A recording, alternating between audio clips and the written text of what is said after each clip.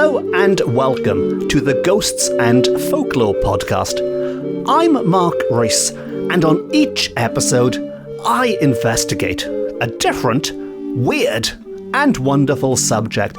And on this episode, we are going to explore some of the more absurd beliefs concerning the fairy folk of Wales and look at ways that you can protect yourself and, more importantly, your children from these mischievous, sometimes malevolent creatures.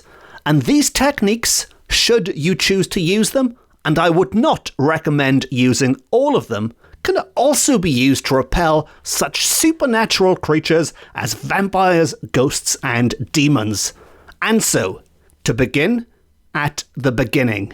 And the folklore on this episode comes to us courtesy of my favourite American folklorist who toured Wales, good old Wirt Sykes, who wrote extensively about the fairy folk, or the Tylwyth Teg, as we call them here in Wales, which Sykes tells us had a fatal admiration. The fairy folk had a weakness. There was one thing more than any other that they had a fatal admiration for, and that was lovely children. The Tylwyth Teg, the fairy folk of Wales, had a weakness for lovely children. And that is why we are told there is an abundance of folklore concerning infants who have been stolen from their cradles, with a Tylwyth Teg leaving one of their own in its place. So there is an abundance of tales in which these fairy folks have sneaked into people's houses and replaced human babies with their own mischievous babies. And possibly the most famous variety of fairy folk to do this, and one that I've spoken about a number of times on this podcast, are the changelings, or as Sykes tells us they are known in Wales, y plentyn newid, the change child. The changelings are well known for swapping human babies for their own, but on this episode, I don't want to dwell on the changelings again, because, to quote, this class of story, these tales of children being stolen, is not always confined to the case of the plentyn newid, to the changeling, and another type of fairy folk known to steal babies, although maybe indirectly, is the household fairy, or the bw bachod, as they are known in Wales, because the household fairies, we are told, have been known to invite their extremely noisy friends and acquaintances round to your house for a party. So, if you find yourself at home and you hear like the sound of a lot of people having a good time, they're having a party that you haven't been invited to, even though it's in your house, then maybe, just maybe, you've got a household fairy who's made your home their home, and they've invited everyone around to get merry. And this is when you need to be on your guard, because as a result, babies do get mysteriously carried away. And when I say carried away, I mean they get taken away against their will. I don't mean they get carried away having a good time at the fairy party, although maybe they do that as well. But this is very much a danger time for infants in the house. These parties become baby stealing parties, if you will, but there have been instances where the fairies have been caught in the act, stopped in their tracks. And it is thanks to these instances that we now have this folklore that can be used to protect children in the future from the little folk. And to quote, the Welsh fairies have several times been detected in the act of carrying off a child. And in these cases, if the mother has been sufficiently energetic in her objections, they have been forced to abandon their purpose. So, if the mother is sufficiently energetic in her objections, which I am assuming means if she is sufficiently energetic in both a physical and a verbal sense, if she kicks and punches and swears and screams at them, they might abandon the kidnapping, they might give up trying to steal the baby. And we have an account of one such woman who did encounter the fairy folk, and that was the wonderfully named woman Dazzy Walter. Yes, Dazzy Walter, which sounds like a great name for a children's entertainer or something, or a character of Phoenix Nights. But Dazzy Walter was the wife of the equally wonderfully named Abel Walter, who lived in the Ebu Vawr Valley. And one night, in her husband's absence, she awoke in her bed and found her baby was not at her side. Her baby had disappeared while she slept, and in great fright, she sought for it, and luckily she found it just in the nick of time, but not anywhere she would have expected to find a baby. It was above her. It was on the boards above the bed, and she reached out, she grabbed it, she caught that baby, and just in time, because that is as far as this swarm of fairy folk had managed to carry the baby. They hadn't left the property yet,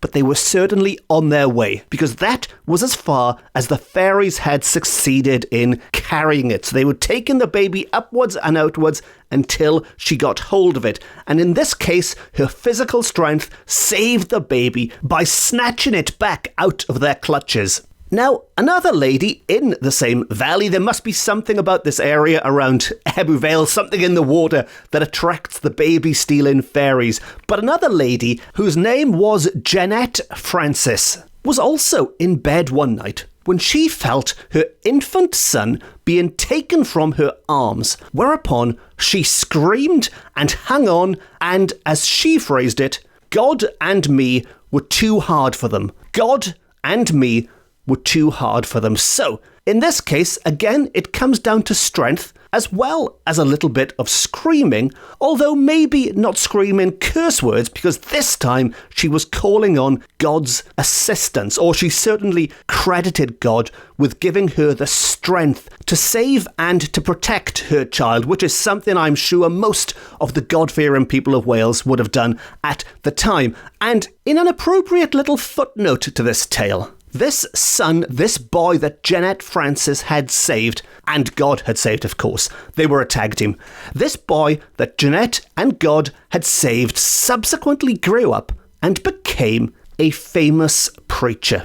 So not only did God save this child from the fairy folk, the Lord then seemingly guided his future career choice. Now, so far we've looked at examples of stopping the fairies in their tracks. If you happen to wake up in time and see them sneaking off with your children, you can catch them and get your baby back with enough strength and enough shouting. But for those who want to be prepared in advance, instead of scrambling after them at the last minute when they're halfway out the window, there are special exorcisms and preventative measures that can be used to interfere with the fairies in their quest for infants. But this is one of those moments on this podcast where I have to stress, no, insist that you do not follow this advice ever. I haven't had to do this for a few episodes, but I'm doing it now. Please, please, please remember, this is 19th century folklore. Well, it's not even that. It's folklore that was recorded in the 19th century. Who knows how old it is? It probably won't work. Please do not try this form of exorcism at home, no matter how scared you are of the fairy folk. Seriously. But to begin with, and this isn't the dangerous part, but the most significant form of protection throughout Cambria, we are told, is a general habit of piety. Yes, piety, P-I-E-T-Y. Being pious day in, day out, every day for the rest of your life will help keep the fairy folk away. And of course, that in and of itself is fine. You can do that as much as you want, be as pious as you like. And for extra protection, any pious exclamation has value as an exorcism. So any exorcism you are trying to conduct, if you are a pious person and you make a pious exclamation, be it in the name of God, in the name of the Son, in the name of the Holy Spirit, whatever exclamation you would like to make, then God will be on your side. But simply praying and simply invoking the Lord's name might still not be enough to keep the fairy folk away. And there is one other measure, and that is to quote, "To this end, you must." And to interrupt quickly, this is the bit where I say you must not, but that's not in the quote. So return to the quote. You must put a knife. Yes, put a knife in the child's cradle when you leave it alone. And just to be on the safe side, you probably don't need me interrupting again to point out why leaving a baby unattended with a knife might be a bad idea. But just in case, it's a bad idea. But to continue, and failing that, you could lay a pair of tongs across the cradle, slightly safer than a knife, although a pair of tongs is still an object. It's an instrument I don't think you'd want a baby playing with unsupervised. Although saying that, how many of us own pairs of tongs nowadays large enough to be put across a cradle? But to recap really quickly, being pious is the best form of defense. On top of that, you could use a pair of tongs or a knife to keep the fairies away. And regular listeners might recall that I've spoken about using knives and the danger of carrying knives before, because they can also be used to protect you from ghosts and all manner of supernatural creatures. Knives really are powerful weapons in Welsh folklore for fighting anything that might be coming to get you or your family. And one final preventative measure, one total failsafe that works every time and does not involve sharp objects, and again highlights how important Christianity was to the people of Wales back in the day. And this works against all manner of supernatural predators, be they vampires, be they demons, or be they fairies. All you need to do to protect yourself and your nearest and dearest is baptize them. A good old-fashioned baptism cures everything. And I think if we scratch beneath the surface here and look a little bit deeper at what's going on, it does suggest that bad things happen to children who are unbaptized when these terrible forces out there in the darkness come to carry them away or to do some other kind of harm. It happens to the children who are not blessed in the eyes of God. And if we are going to point the blame here, then I guess we could blame the parents. It's not the children's fault, but if the parents had been good Christians and if they'd taken care to baptize their children, then a higher power would have been looking out for them. And as we're getting all biblical on this episode all of a sudden, Sykes does also mention an other form of protection that also uses the power of God, but this time not in Wales, but over the water in Germany, more specifically in the Friesland district of Lower Saxony, where it is considered a protection against the fairies who deal in changelings to lay a Bible under the child's pillow. And elsewhere in Germany, in the Thuringia state, I hope I've pronounced that correctly, German friends, which is in central Germany, where it is deemed an infallible preventative to hang the father's breeches against the wall. So to protect your household from fairies, you hang the father's breeches against the wall. And one problem with this piece of folklore nowadays is that I imagine there aren't many of us who wear breeches nowadays. They aren't the most popular items of clothing in the 21st century. I imagine there are some people listening right now who aren't sure what breeches are. And very briefly, just in case you don't know, breeches are what men and women as well, of course, would wear and still wear today in some cases on their legs.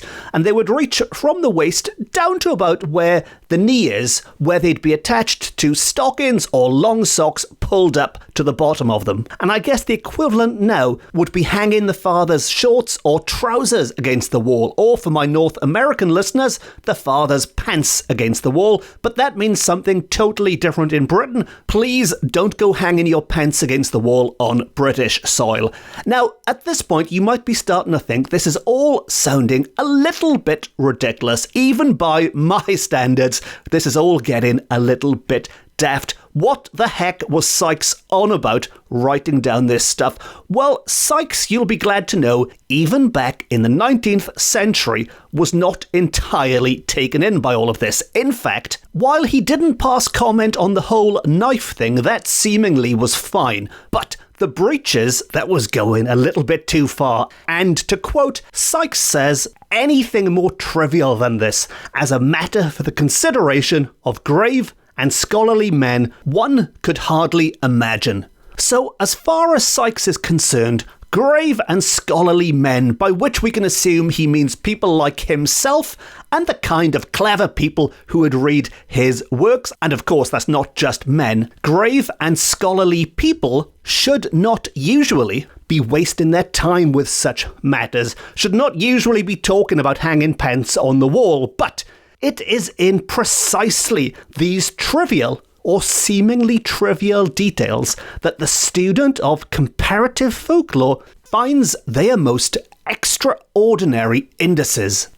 So the point Sykes is making here with some quite flowery language is that such a piece of seemingly nonsense folklore in isolation in and of itself isn't worth much. If it was only believed by a handful of people in central Germany, it's an interesting piece of local folklore, a very interesting piece of local folklore. I love it. But if it crops up in other places in the world, possibly independently, then it becomes far more interesting. And Sykes does tell us that it is found again and again in other countries, including Scotland. Yes, Scottish folklore also recommends hanging your breeches, or your father's breeches, I presume, on the wall. And in China, so beyond Europe, in China, and things are about to get even more confusing, so please bear with me on this one. But in China, a pair of the trousers of the child's father are put on the frame of the bedstead in such a way that the waist still hangs downwards or be lower than the legs, if you can picture that. So you're hanging the trousers over the bed in such a way that the waist is the lowest hanging part of it. And then on those trousers is stuck a piece of paper which has 4 words written on it. There are 4 words written on this piece of paper. Sadly, Sykes does not specify which 4 words, presumably because they aren't written in English. But these words intimate that all unfavourable influences are to go into the trousers. And I think that deserves repeating.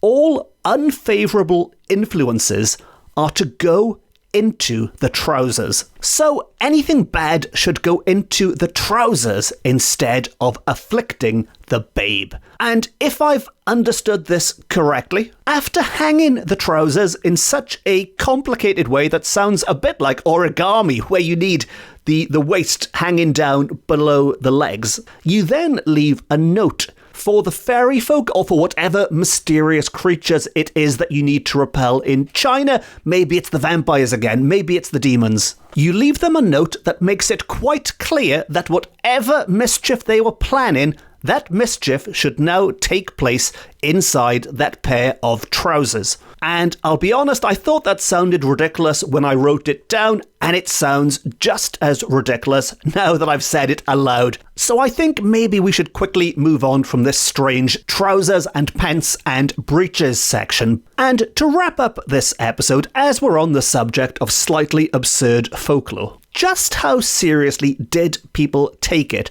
And just how seriously should we take it nowadays? Well, I'd like to look at 2 contradicting quotes from a Welsh archaeological journal. So a proper academic publication. This isn't gossip from the local pub or sensationalized newspaper headlines, but learned people's opinions that were published in the late 1800s, which is important because that's the same time Sykes was traipsing around Wales writing down all this folklore. And before I do, I should say there is a chance I might have used these quotes on a previous episode a few years ago now. It's so long ago, I'll be honest, I can't remember. And I'm kind of hoping maybe you don't remember either, unless, of course, you've binged all the episodes recently, in which case maybe you could let me know if I have or I haven't used these quotes before. But either way, I think it's a great way to wrap up this episode. And the first quote comes from a learned writer who in 1858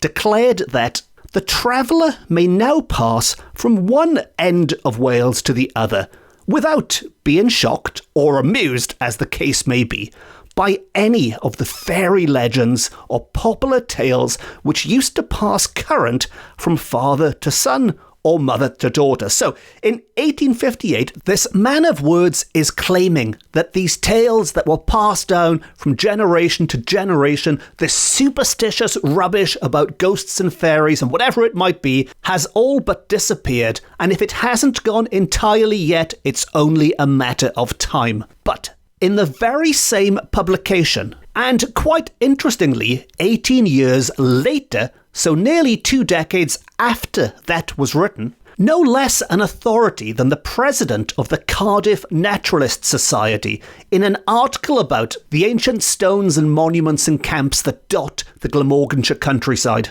he asserted that there are always fairy tales and ghost stories connected with these places. Some, though fully believed in by the inhabitants of these localities, are often of the most absurd character. In fact, the more ridiculous they are, the more they are believed in. So, according to this second authority, no, these tales have not gone away. These tales are still attached to these places, and it would seem the more absurd, the better. The more absurd the ghost story or the fairy tale, the more chance there is of it living on. And maybe that's the very reason why they have this long life. Because if you are going to tell somebody a ghost story, do you really want to tell them a dull, boring ghost story? Or do you want to tell them the craziest, the most over-the-top ghost story possible? Well, most people, I think, would go for the more exciting story, and as a result, that is the ghost story or the fairy tale or the folklore about trousers that is passed on and passed on and passed on up to the modern day where people like me come along and start recording podcasts about them. Now, as for Sykes himself, who did such a good job of recording and preserving so many of these tales, he tends to agree with that viewpoint that the more outlandish the tale, then the more common it becomes. And so, to end this episode, let us return to the man himself, who tells us that educated Europeans generally conceive that this sort of belief is extinct in their own land, or at least their own immediate section of that land. Which I think is a very interesting observation from Sykes. What he's saying is that for the Europeans, while they might not believe this stuff themselves, that doesn't mean there aren't people out there elsewhere who do believe in it. And to continue, he says, they accredit these educated Europeans, they accredit such degree of belief as may remain in this enlightened age to some remote part, to the south if they dwell in the north, to the north if they dwell in the south. So what Sykes is saying is that the people, these educated people who do not believe in such stories, accept that there are those who do, but whoever they are in a different part of the country to them. And you can see this still happening today, as in Sykes' example. Maybe there's people in the north of whatever country you live in who think the people down south believe all this stuff. Maybe there are people in the south of whatever country you live in who believe the people up north believe this stuff. Maybe they're in the east, maybe they're in the west. But wherever they might be, the people who believe this stuff are always elsewhere. And finally, to really wrap things up, to return to Wales, and Sykes does say that in Wales, the Welsh especially accredit it to a previous age. So rather than just saying the people in the north believe it or the people in the south believe it, they are saying people from the olden days believe it. For example, people might say they believed this in the last century, in the Middle Ages, in the time of King Arthur. Again and again, and I've had many stories like this on this podcast, people say this happened at some point in the past. And Sykes gives an example of one person that he spoke to himself during this time. And he says the rector of Merthyr, being an elderly man, accredits it to his youth, who says, I am old enough to remember that these tales were thoroughly believed in among country folk 40 or 50 years ago.